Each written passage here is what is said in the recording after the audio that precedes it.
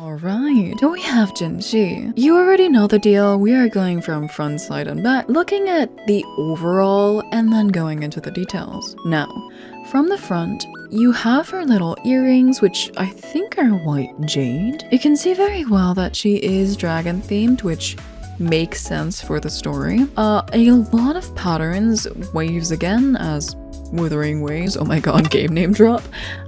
Surprisingly, though they are a main point of her design, you can't see the ponytails as well in the front view, though that makes sense. In the actual game, you don't see her from the front, if you get what I mean. She has asymmetrical arms and very high thigh boots. From the side, you can really see her long hair, which is kind of like Jian's, and I think is supposed to represent her dragon theme better. She is in relation to Yue, which is the dragon we hear about in around chapter 4 of 1.0 and actually meet in the 1.1 quest. If you did the quest, this design makes a lot of sense, especially the little hair bangles, which, again, we have no hair ties in this universe, but whatever. Besides her really long hair, you can also see her little hair loop as well as the asymmetrical arms really well. From the back, you can see her ponytails a lot better. You can actually see that they're bound to the side and do make enough space for her earrings and her tassel mark. And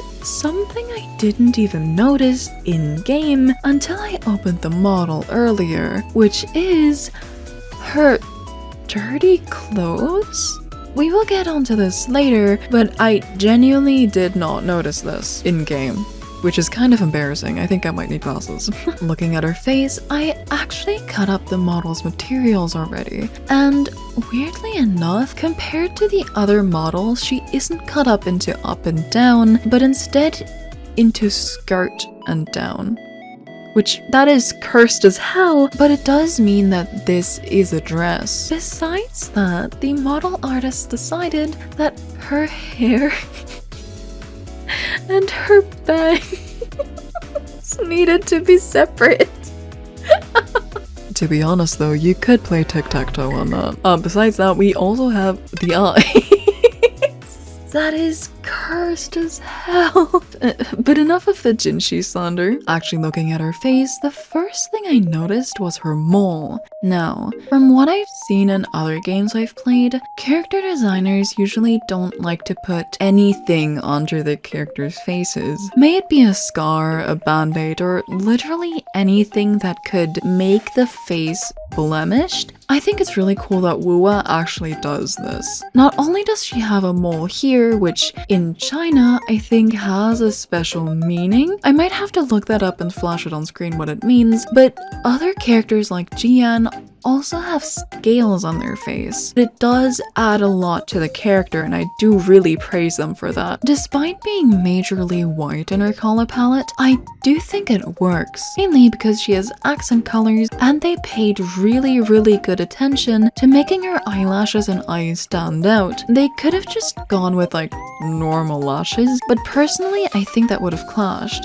Like her eyelashes, along with Male Rover, because he also has very luscious lashes, are the first thing I notice about her, to be fair. To add even more details to the face, which they didn't need to do, but they did add little hair strands to her sides. If you're looking at it from like far away in your game view, because you often view them from the back, you will not notice this, but it is a very cool and high detail thing to add. Having little sideburns as well as having loose hair with this loop thing going on makes a lot of sense. As much as I criticize belts and stuff like that, I think that Kuro does pay a lot of attention to detail. In her hair, we also have something that I thought was shading at first, which are the tiny light blue almost cyan streaks in her hair, which then lead to her gradient, while a very subtle contrast is very pretty.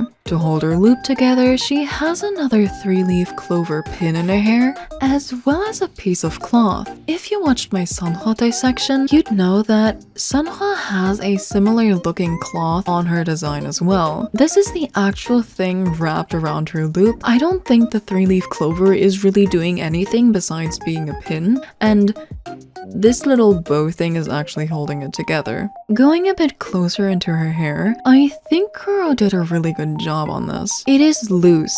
It is literally just a cloth holding this together. So hair not holding together and being in these little loose strands does make a lot of sense. The hair being thicker here and quite thin here doesn't make too much sense, but we will overlook it for now. Aside from a very pretty gradient, she has these little spikes in her hair. Personally, I think are intentional. While later on in the story, and when you actually pull her, you do see that she has horns. These do kind of look like horns as well, if you may. Another form of horns for dragons, besides going up, can actually go back like this. I might be reaching, but it would be really cool if it was. A bit further down her hair, we do have her gradient, as well as her hair bangles, which again, don't make too much sense. They are literally just pulled over the ends of her hair and are holding on for dear life and hoping they don't slip off of this. She does have little scales on them,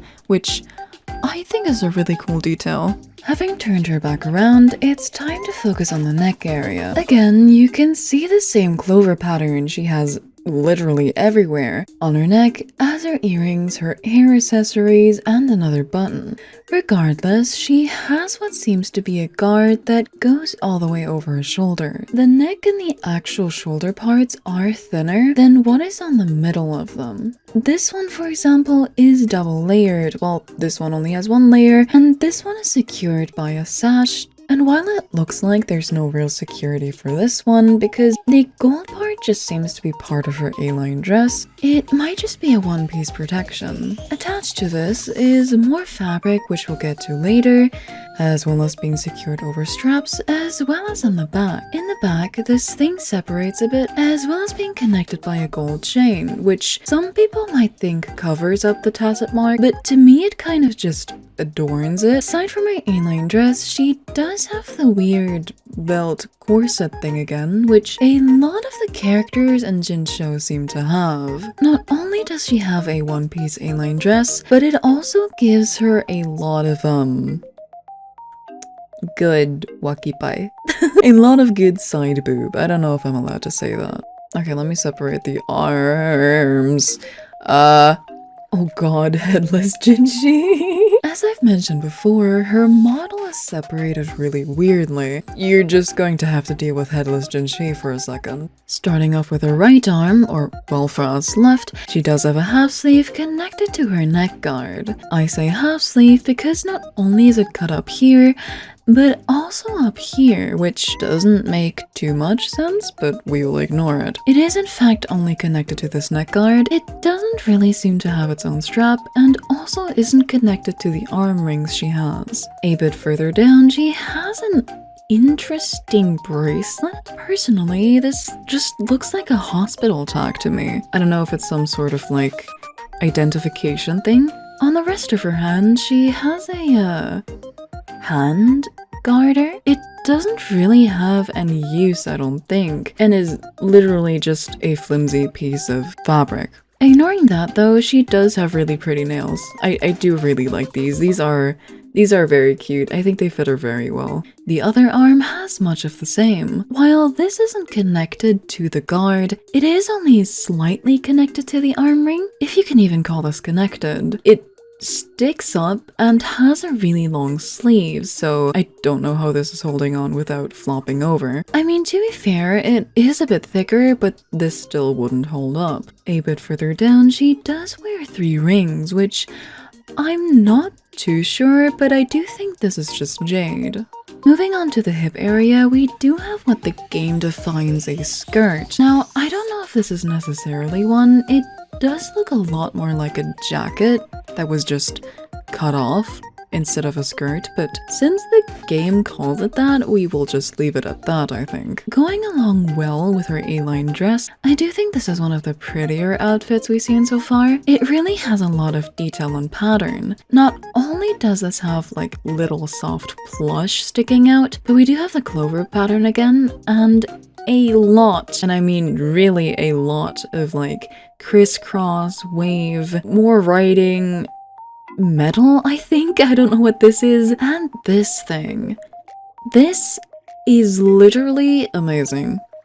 I really, really love this. I do wish they would have continued it. Like maybe have the tail here and have like a head going up here. Like just wrapping around and then going higher maybe. I think that would have been cute, like a dragon wrapping around her. But this in and of itself is already really, really pretty. The A-line dress has more patterns inside as well as more writing. Going to the side, we do have our mandatory 4 belts, which again, I'm not too sure if they are belts because it does connect here and does act like a normal belt for once, which is news for Kuro. It doesn't connect in the back, much less these metal parts. The entirety of the jacket-looking skirt is just held together by this line and one button.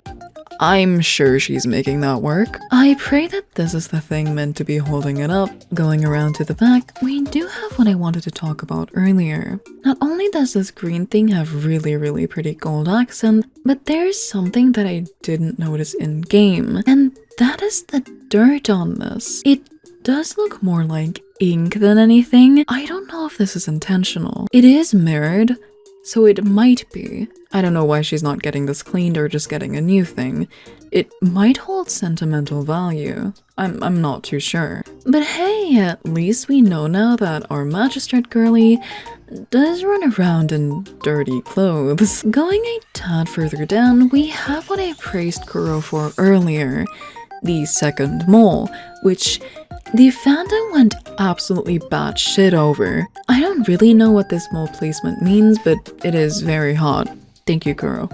The rest of her legs are literally just her boots. When I first looked at her, I thought these were stockings, but after I got her in the game, after saying I wouldn't, and her weapon, I did see that these are literally just thigh-high boots. They are being held up by a strap, though they don't have the usual, like, pudge to them that Kuro likes to add. There's not much to say about these boots aside from the little gold details and more writing. She does have the mandatory heel, as I mentioned before, more writing on it, which I think the same writing, or at least similar, is on the other Jinhsi characters as well. Now, I have played the story, but I'm not entirely sure in what I'm about to say next. I think based on all the, like, white on her, the really pretty lashes, the plush inside of her skirt, I think it's evident that she was designed after her story, which was she's from On Firmament and she's US Resonator. Personally, I do think Kuro designed this one really well.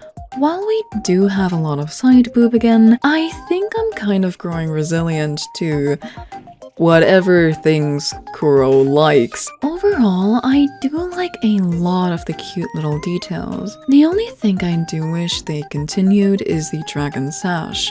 Again, I do think it would have looked sick if this wrapped up a bit more, and it doesn't even have to be a dragon head, but just make it more dragon themed. And that was it for Jinhsi's dissection. I do hope you enjoyed, and you don't play tic-tac-toe on her forehead. Bye bye.